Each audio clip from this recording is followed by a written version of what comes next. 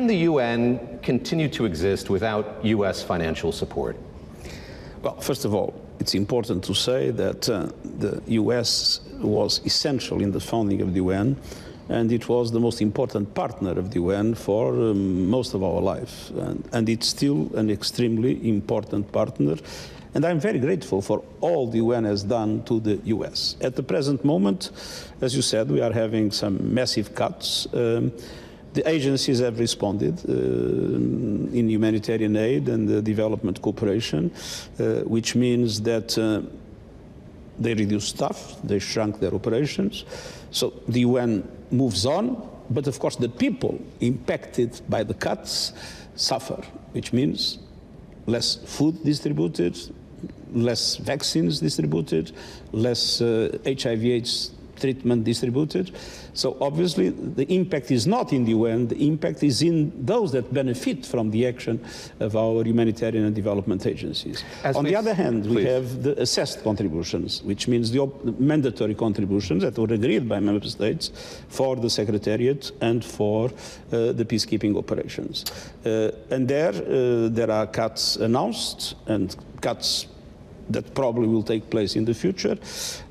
We have been doing enough measures in the implementation of this year's budget to be able to move ahead, and we are preparing, if necessary, a series of emergency measures to drastically reduce our peacekeeping operations, which again is not a problem for the UN. We shrink, we reduce what we are doing. The problem is that those peacekeepers, that many of them are in places where there is no peace to keep, with terrorist groups, with armed groups, they are sometimes the last resort for the protection of civilians. And those are the ones that will suffer. So the UN can move on, but the people that we support will suffer. As the US rather steps back or takes on this different role, are there member states who are doing more? I think of China and the work that you've done to get China to participate more in this body. Are they picking up the slack? Are they doing more? No, the contributions of China have not changed, and China is not going to pay for what the UN doesn't pay. What is clear for me is we are moving into a multipolar world, and that is the reality. People usually talk about the US and China, but I look at India, I look at Indonesia, I look at Vietnam, I look at Brazil. Every single day, these emerging economies represent a larger share in the global wealth. Every single day they have more influence. And we need to adapt our institutions. We need to adapt the UN, the Security Council. We need to adapt the Bretton Woods institutions. We need to adapt all the governance mechanisms that exist in the world to that reality. This is no longer a multipolar world. This is no longer a bipolar world. This is no longer a unipolar world. This is at the present moment a chaotic world, but moving into a multipolar world. And we need to build the multilateral institutions of the future. That's why we are reforming the UN. And let's not forget, there was multipolarity in Europe before the First World War. In the absence of multilateral institutions, the result was war. Is the era of a liberal international order over? No. I believe that if we manage this multipolarity in a way in which we bring the emerging economies to fully participate in the present bodies, we can preserve the rule of law, we can preserve international law in general, and we can preserve the nature of our institutions. But the question, some people think that the Chinese are trying to build a parallel system or against. No, I mean, the Chinese, the Indians, the Indonesians, they want to participate in the present system. They want to have their fair share in the present system. And I think it's important to look into all of them, not only to look into one specific country, because the world is changing everywhere. Are you going to meet with President Trump when he comes here next week?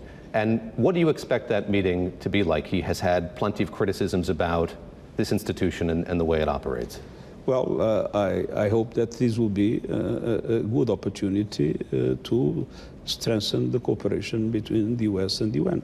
I mean, the relationship between the US and the UN has always been a fundamental pillar of international relations, and I hope that it will be possible to work in that direction. Should we read anything into the fact that there are world leaders who didn't get visas to come here this year? What does that say about that relationship? This is a violation of the host country agreement. This is, in my opinion, unacceptable, and I think it's a mistake, because it's better to have everybody here than to let people out when that people are directly involved in the possible solution of the problems that we are having. You used to be the UN High Commissioner for Refugees, and a meeting that the US is going to hold next week centers on putting new restrictions or limitations on asylum. How do you interpret that effort here to use the UN, this forum, to advocate for something that seems so antithetical or not in keeping with what the UN's perspective has been for so many years? Well, this is a UN convention, the 5th UN convention, that I believe is one of the most fantastic instruments of human rights that was ever created. So it's logic that those that want to change the convention do it in the UN. I was High Commissioner for Refugees for 10 years. It was the most exciting work of my life, where I felt I could really do something directly in the most remote locations where people were suffering in a terrible way, and I could take decisions to change their lives. So that was a fantastic job, and I consider the protection of refugees something fundamental, and I am completely against the idea that we should build a different convention. I think the 5th UN Convention is one of the most important instruments of human rights in the world. There is a frustration about the way this institution operates, and when I think of the conflict in Ukraine, the conflict in Gaza, the Security Council at this moment in time is deadlocked. There's vehement disagreement among many of the permanent members of that body. How does the broader institution continue to operate when you have that part of this unable to do its job effectively? The UN is much more than the Security Council. I mean, we are by far the main distributors of humanitarian aid in the world. We are in the front line of climate action. I mean, I believe it needs to be recognized that the UN has played a very important role at the present moment to accelerate climate action and to defeat climate change. We are bringing into the UN a very important discussion. We will have the first high-level debate on artificial intelligence. We are going to create an international scientific panel, independent panel on artificial intelligence that will present reports regularly to the whole community. So we are involved in lots of activities of all kinds to the benefit of the people around the world. We have a problem, yes, in the core area of our activity, which is peace and security. We depend on a Security Council that today has a problem of legitimacy, because it doesn't correspond anymore to the world of today. When we are talking about multipolarity, yes, where is the multipolarity in the Security Council? Clearly not. And it has a problem of efficiency. And that is a serious restriction for our activity. But I usually say, when we do not have a dog, we hunt with a cat, but we hunt. Let me ask you a couple of questions about the conflict in the Middle East. The first is, a number of states are coming here intending to recognize a Palestinian state. Help me understand in concrete terms what that will do. If you have a wider number of countries recognizing that, what does it mean in concrete terms? I think it's a very important pressure on Israel to understand that they cannot move on with the annexation of West Bank, and that they cannot move on without accepting the idea that we need an immediate ceasefire in Gaza, with the immediate release of and unconditional release of all hostages, and with free humanitarian access in Gaza. And especially to say this, that for me is very important. People say, oh, but the two-state solution is very difficult. Yes, but what's the alternative? A one-state solution in which millions of Palestinians either will be expelled or will be under a system of subjugation, discrimination, without rights. Is that acceptable in the 21st century? I think it is not. If we would move into that one-state solution with this kind of subjugation, there will be no peace in the Middle East, and extremism would rise everywhere in the world. We must stop that possibility, and the only chance is to convince. It will be difficult, it will take time, it will be complex, but we need to convince these two peoples that share the same land that they need to have two states living in peace and security with each other. I asked you if you're going to meet with President Trump. Will you be meeting with Prime Minister Netanyahu when he comes to New York? I'm ready to accept any request by Prime Minister Netanyahu to meet. The fact that we have different opinions doesn't mean that our discussion cannot be very useful. I want to ask you about the conclusions of this independent commission here at the UN that Israel is committing genocide in Gaza. And I expect that you'll say in reply, this is an issue of semantics. It's a determination that's best left to the international courts. It's not for you.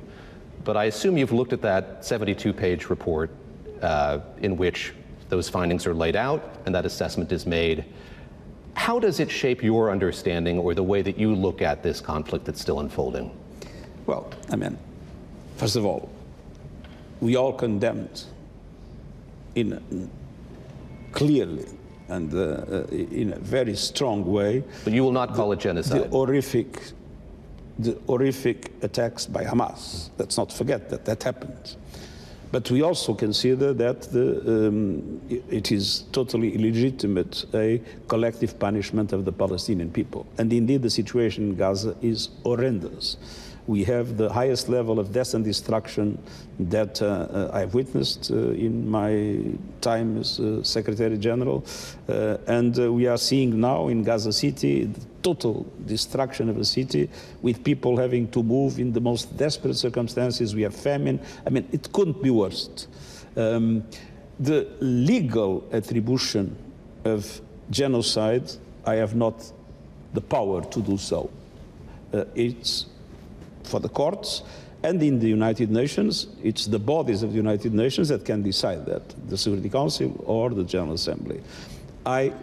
What I can do, and I do, is of course to denounce what in my opinion is an absolutely intolerable from the moral, political and legal situation in Gaza, and at the same time to mobilize as much as we can in very difficult circumstances all the possible aid to the Palestinian people that is suffering horrendously. Let me ask you lastly about your future. You have about 1.5 years left in your tenure. A search is going to be underway for your successor. And I'm curious, what is a quality you think is essential for the person who helms this organization going forward? What makes an effective leader of the United Nations at this moment when so much of what we have understood about the international order is, if not in doubt, changing? I think the most important is whoever comes to be himself or herself. And to fully assume that, and not to be an instrument of any kind of pressure or any kind of negative influence. It's to be authentic. I think it's the most important in the exercise of this function.